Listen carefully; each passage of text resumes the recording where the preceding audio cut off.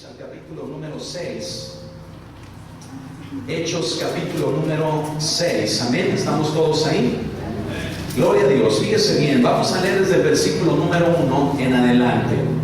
Dice así la palabra del Señor: en aquellos días, como creciera el número de los discípulos, hubo murmuración de los griegos contra los hebreos de que las viudas de aquellos eran desatendidas en la distribución diaria.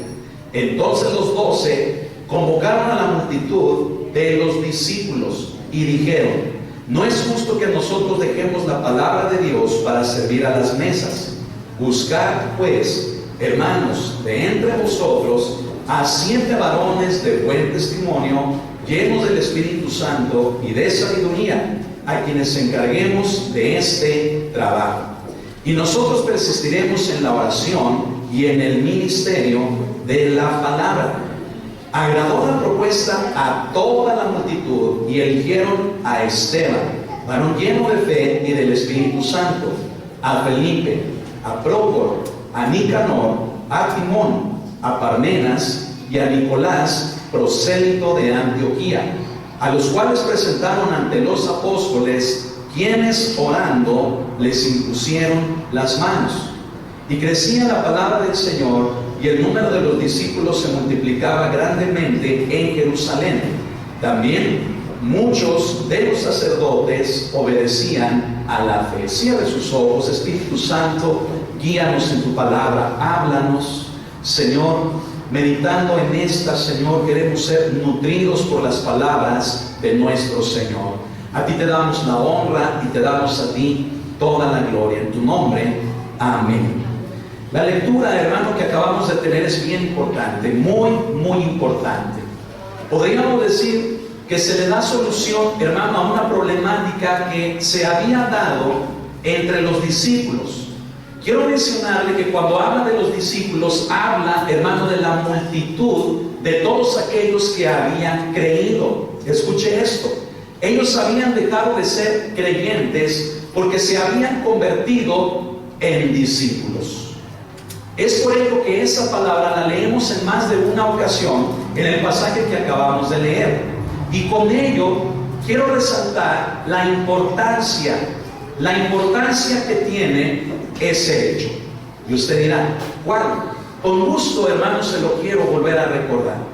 El hecho, hermano, que tiene que ver con el que, siendo creyentes, nos convirtamos en discípulos de nuestro Señor Jesucristo. No basta solamente con creer, no basta solamente con haberle recibido. En nuestra vida es necesario, hermano, convertirnos en discípulos de Jesús. Y quiero decirle también que hay una diferencia, hermano, entre el ser creyente y el ser discípulo. La diferencia principal radica en el hecho del compromiso. El compromiso hace la diferencia.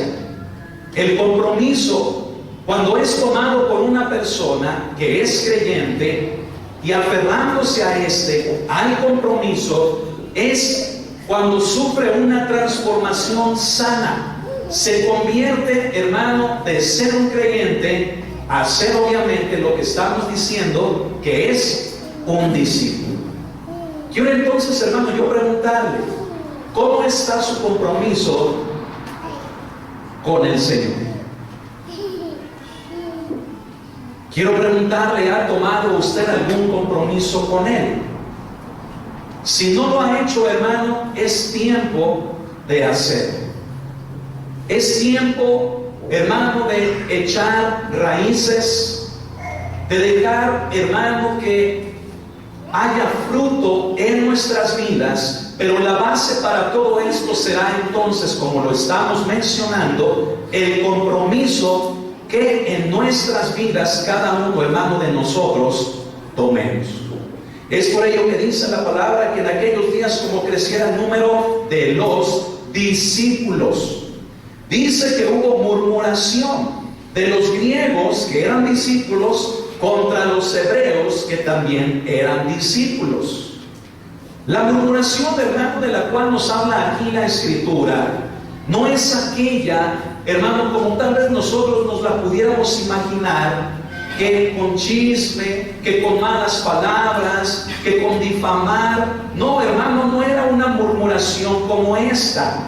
La murmuración de la que nos habla aquí, que se nos señala en este versículo, es aquella, hermano, en la cual hace o produce salud. Que una persona, fíjese bien, se dirija a otra con el fin de pedir algo.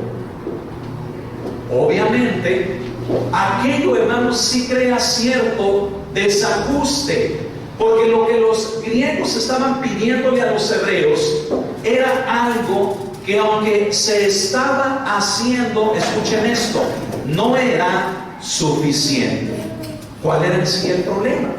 El problema era, hermano, que las viudas de estos, es decir, de los griegos, estaban siendo desatendidas en la distribución diaria. ¿Y qué quiere decir todo eso? Simple y sencillamente, hermano, lo que los griegos estaban diciendo es que a sus viudas no les llegaba, hermano, la comida en tiempo y en forma como era repartida a los demás. ¿Qué le parece? ¿Y qué problema, verdad? La comida. Creo que hasta cuando no nos sirven el plato a tiempo, nos causa molestia, ¿verdad? Cuando la sopa no está caliente, cuando esta no tiene sal, cuando sientas, hermano, a tu familia, cuando tú ya estás en la mesa y el plato, hermano, tú volteas a ver el reloj, ¿verdad? Y volteas a ver el reloj y este no llega. Nace en ti el decir, ¿a qué hora? ¿Por qué no llega? ¿Qué está pasando? Esto que pasaba, hermano, con los griegos, no es que no les quisieran dar a sus viudas, sino que el alimento, hermano, no se alcanzaba a distribuir porque no era suficiente el trabajo que algunos hombres estaban realizando. En otras palabras, ¿sabes qué es lo que hacía falta? Hacían falta personas con un compromiso tal que, siendo discípulos, hermano, simple y sencillamente tomaran la responsabilidad de apoyar a quienes ya lo hacían para que el alimento llegara con estas mujeres. Y entonces vienen los griegos y hablan con los hebreos. Entre los hebreos, mucha atención, estaban los apóstoles. Estaba Pedro, quien encabezaba, hermano, la lista. Pedro estaba entre estos que se denominan aquí como hebreos. Vienen y les ponen la situación a Pedro y Pedro dice algo importante, escúchelo, no egoísta, sino importante. Pedro dice, la multitud de los discípulos es vasta, es mucha, son multitudes los que han creído y han tomado compromiso. No podemos nosotros dejar de predicar la palabra por estar atendiendo en el servicio las mesas, llevar el alimento a las viudas. ¿Sabe que para muchos, hermanos, esa frase ha sido tomada como egoísta hasta cierto punto? Yo quiero decirle, hermano, que no guarde eso en su corazón. No son palabras egoístas de parte del apóstol Pedro, sino que él, hermano, viendo la multitud, hermano, que había creído en el Señor, él deseaba continuar enseñando la palabra de Dios. Y sabiendo él que el servir a las mesas le iba a restar tiempo para hacer esto, entonces sugiere algo. Da una sugerencia. Y yo quiero pedirle aquí que ponga mucha atención a esa sugerencia. Amén. Levanten la mano los que están atentos. Gloria a Dios. Si ve a alguien, hermano, que se esté durmiendo, cántele las mañanitas. No sé qué. Pedro les dice, buscar. Fíjese bien, en el verso 3, buscar. A ver, digan conmigo, buscar. Yo le pregunto, ¿qué es buscar? Pues buscar. Seleccionar a algún personal que sea a cargo de ello. Gloria a Dios. Pedro les dice, buscar. Buscar, hermano, implica la acción de poner atención. Implica la acción, hermano, de saber, de estar atentos, de conocer, para poder, como dice nuestro hermano, elegir. Cuando uno busca, escuche esto, uno sabe las características, uno conoce lo que se desea, con el fin de que cuando es encontrado se pueda proponer, siendo elegido, para cumplir precisamente con aquello para lo cual ha sido buscado. Y entonces, hermano, fíjese bien, Pedro dice buscar. Pero ¿qué dice de ahí en adelante? Dice buscar pues hermanos. ¿Qué iban a buscar? Hermanos. A ver, levanten la mano los hermanos. No las hermanas, los hermanos. A ver, levanten la mano los hermanos. Gloria a Dios. A ver, 1, 2, 3, 368. Gloria a Dios. De entre todos los hermanos, fíjese bien, tenían que tener características. Pero ya se dijo que ya mencionamos la primera. Usted dirá, ¿cuál es, pastor?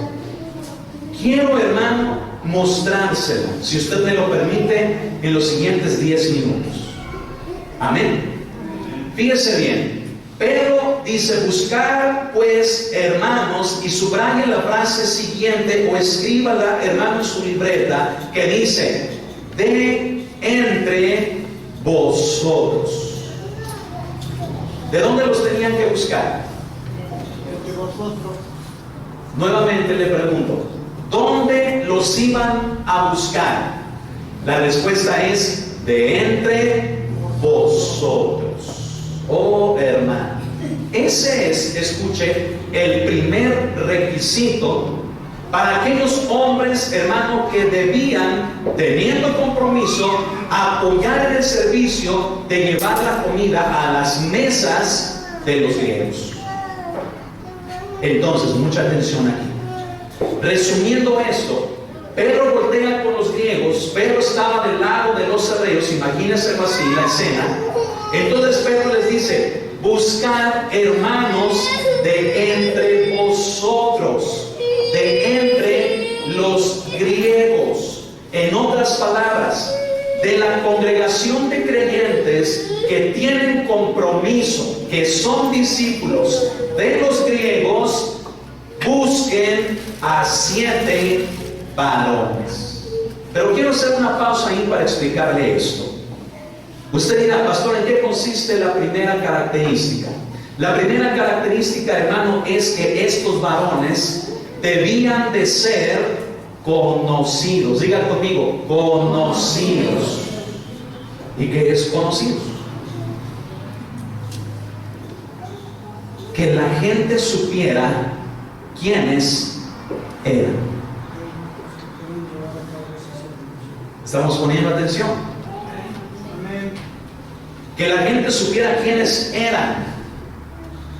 ¿Y cómo una persona sabe quién es otra? Respuesta: cuando la ve presente en la congregación, en este caso, de los griegos. Hermanos, si una persona no está presente, escuche esto, no se le conoce. Es como aquel alumno, como aquella persona, hermano, que constantemente está en su salón, que está en la escuela. ¿Sabe qué pasa? Todos en el aula lo conocen. Pero aquel hermano que tiende a ser faltista, aquella persona, hermano, que tiende a ausentarse frecuentemente, es una persona que todos pueden llegarse a decir, oye, ¿y quién es? ¿Tú lo conoces? Es que yo no lo recuerdo. ¿Quién es? Hermano, lo que Pedro estaba diciendo es lo siguiente: para este servicio, busquen hermanos que constantemente asistan a la congregación. Esa es la primera característica. Yo quiero pedirle, hermano, que abra su corazón. Amén. ¿Sabe por qué? Porque aquí estamos en una congregación. ¿Cuántos dicen amén? Amén. Y yo le pregunto, ¿usted es conocido en esta? Tal vez alguien diga, bueno, yo tengo poco viniendo, es la primera, es la segunda vez que asisto. Están justificados. Pero los demás, ¿sabe una cosa, hermano? Me gusta aprenderme los nombres. En mi oficio, hermano, es un reto, fíjese. Es un reto, hermano, aprenderse los nombres de muchos estudiantes, de muchos alumnos. Y más cuando algunos de estos, óigalo muy bien, cuando algunos de estos, hermano, es un reto más grande, cuando algunos de ellos se ausentan o no son constantes en su responsabilidad. Uno no recuerda, hermano, fácilmente el nombre de aquellos que tienden, hermano, a no estar. Pero con aquellos, hermano, que uno frecuentemente los ve, es más fácil. ¿Sí o no? No sé si usted ha experimentado algo como eso. Quiero decirle, hermano, que la primera característica que estamos viendo nos habla del hecho de que como creyentes, convirtiéndonos en discípulos, la primera evidencia de ser discípulos es el darnos a conocer. ¿Y cómo nos vamos a dar a conocer? Respuesta: asistiendo. Amén. A ver, levante la mano, hermano, si me estoy dando a explicar. Levante la mano, ¿me estoy explicando? ¿Qué quiere decir? Hermano, Dios desea que usted se dé a conocer en la congregación. Dios, hermano, espera de usted que usted sea conocido entre los iguales. ¿Quiénes somos los iguales? Todos los que estamos aquí. Empezando desde mí, hermano, somos iguales todos. Así que la invitación es esta: dése a conocer. Dese a conocer. Pero usted dirá, pastor, lo que Pedro estaba diciendo estaba enfocado a un servicio. Y yo le respondería, usted tiene toda la razón. Pero aparte, yo le agregaría a esa respuesta lo siguiente: ¿sabe usted que el apóstol Pablo en el capítulo número 3, al final de habla a los creyentes convertidos en discípulos de que aun cuando no ejercían un oficio o ministerio dentro de la iglesia, eran servidores, porque con su vida misma, hermanos, se dedicaban personalmente a Dios? Por lo tanto, hermano, la conclusión es esta: todo cristiano, en el proceso de convertirse en discípulo, con oficio o no en la iglesia, aún así es un servidor. Por lo tanto, ¿qué espera Dios de nosotros? En la congregación espera que nos demos a conocer. En otras palabras, asista, participe, luche, esfuércese por estar presente en la congregación cuando ésta se reúne para alabar, para adorar a un Dios grande y todopoderoso como el que nosotros adoramos y del cual la palabra, la Biblia, nos lo da a conocer. ¿Quién puede decir amén? Amén. Y con su amén, escuche esto, confirme el proceso de que siendo creyente se convierta en discípulo. Amén. Los requisitos que siguen, fíjese bien, 7 varones, y continúa el apóstol Pedro diciendo que sean varones de buen testimonio. Es el número 2. El número 3 dice, llenos del Espíritu Santo. Número 4, de sabiduría, que sean llenos de sabiduría. Y número 5, el quinto requisito, es donde concluye el versículo diciendo esto: a quienes encarguemos de este trabajo. Amén. Es decir, ¿cuál es el quinto requisito? Es el que nos habla acerca de la responsabilidad. Amén. Fíjese, dice a quienes se les encargue. Y entonces, una vez que se les encargue, estos varones iban a responder con responsabilidad ante aquello. Hermano, yo quiero que medite en esto.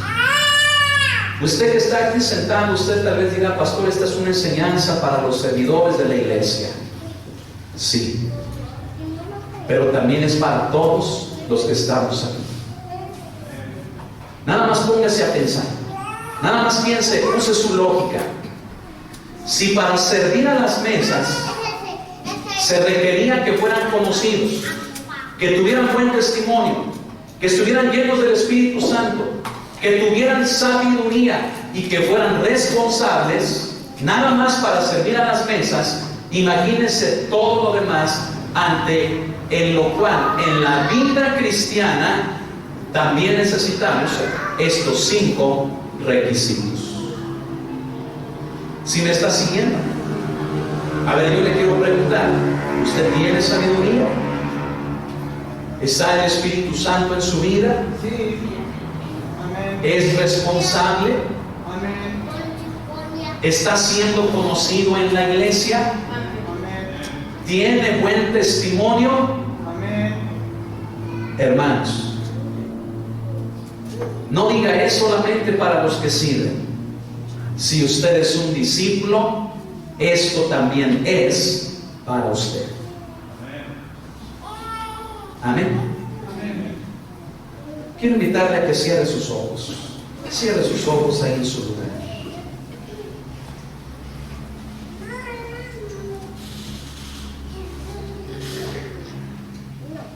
Así, con sus ojos cerrados, dígale al Señor: Señor, ayúdame a ser constante, ayúdame a cuidar mi testimonio, es decir, lo que hago, ayúdame a cuidarlo. Dígale: lléname con tu Espíritu Santo. También dígale: Señor, dame sabiduría. Y por último, Señor, dame la capacidad de actuar con responsabilidad, con un sentido alto de responsabilidad. Gracias, Señor. Gracias, Cordero de Dios.